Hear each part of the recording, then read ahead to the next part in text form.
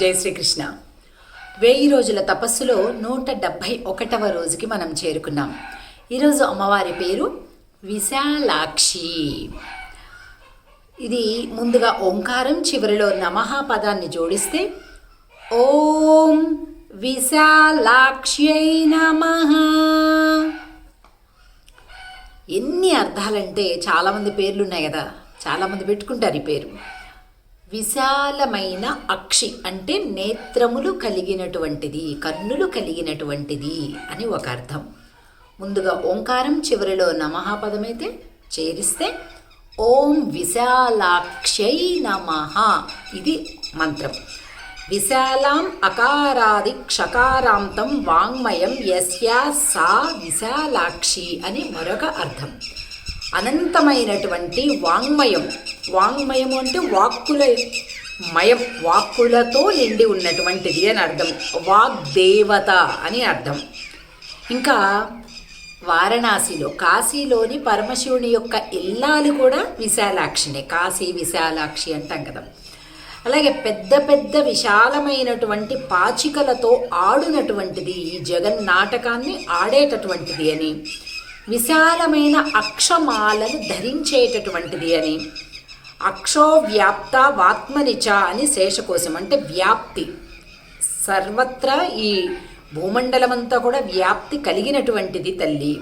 అన్నపూర్ణ విశాలాక్షి అఖిల భువన సాక్షి అని ముత్తుస్వామి వారు కూడా తమ యొక్క కృతిలో అమ్మవారిని కీర్తించారు. ఇది విశాలాక్షి అమ్మవారి గురించి. ఇక మనం అమ్మవారి యొక్క నామాన్ని 11 సార్లు జపించే ముందుగా ఈరోజు ప్రశ్న: మనలో ఎంతమంది కాశీలోని విశాలాక్ష్మి అమ్మవారిని సేవించుకున్నారు, దర్శనం చేసుకున్నారు? ఎవరితో కలిపి మీరు వెళ్ళారు? ఇది ప్రశ్న. సరే, ముందుకెళ్దాం. 11 సార్లు తప్పనిసరిగా నామాన్ని జపిద్దాం. ఇంకా ఎక్కువ సార్లు రోజు మొత్తం చక్కగా అమ్మవారి యొక్క విశాలమైన కన్నులను, నేత్రాలను స్మరణ చేస్తూ ఈ నామాన్ని పలుకుదాం. జ్ఞానానికి ప్రతీకండి కళ్ళు. అంటే ఎంతగా ఈ నామాన్ని మనం జపిస్తే మంచి జ్ఞానం మనకి కలుగుతుందన్నమాట. ఓం విశాలాక్ష్యై నమః. ఓం విశాలాక్ష్యై నమః.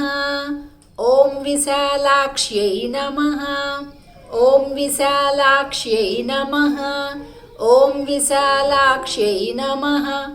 ఓం విశాలాక్ష్యై నమః. ఓం విశాలాక్ష్యై నమః. ఓం విశాలాక్ష్యై నమః. ఓం విశాలాక్ష్యై నమః. ఓం విశాలాక్ష్యై నమః. ఓం విశాలాక్ష్యై నమః. ఓం శ్రీయై నమః. జై శ్రీకృష్ణ. ఓం విశాలాక్ష్యై నమః. ఓం విశాలాక్ష్యై నమః. ఓం విశాలాక్ష్యై నమః. ఓం శ్రీయై నమః. జై శ్రీకృష్ణ.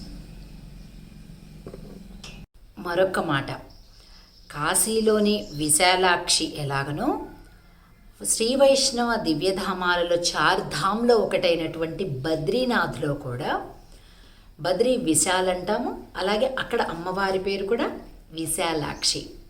కనుక అది కూడా ఎవరెవరు వెళ్ళారు, కాశీకి వెళ్ళి విశాలాక్ష్మి అమ్మవారిని దర్శించుకున్నారు, అలాగే బద్రీనాథ్లోని విశాలాక్ష్మి అమ్మవారిని సేవించుకున్నవారు అంతా కూడా దీనిలో మనం కామెంట్ బాక్స్లో టైప్ చేయండి.